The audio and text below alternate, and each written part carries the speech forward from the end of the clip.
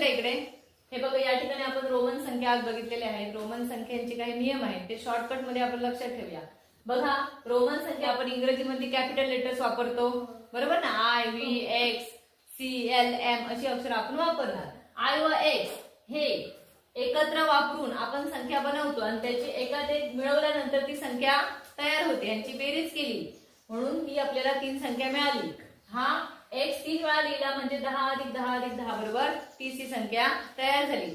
परंतु त्याचा नियम असा आहे की आय व एक्स हे एकापुढे एक फक्त 3च वेळा लिहू शकतो. एक संख्या बनवण्यासाठी आय व एक्स हे एकापुढे एक किती वेळा लिहू शकतो आपण? फक्त 3 वेळा घेणार आहोत. 3च्या पेक्षा जास्त घेणार नाही.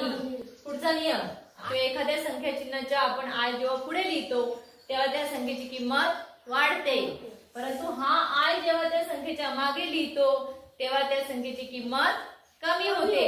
उदाहरणार्थ बघा, हा 5च्या पुढे लिहिला 6 झाले, 5च्या मागे लिहिला 4 झाले.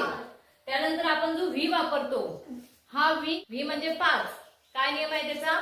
तो फक्त एकदाच वापरू शकतो. तो कोणत्याही संख्येच्या उजवीकडे लिहू शकतो, डावीकडे लिहायचा नाही. एवढे शॉर्ट मध्ये नियम लक्षात ठेवणार सगळे? खूप छान.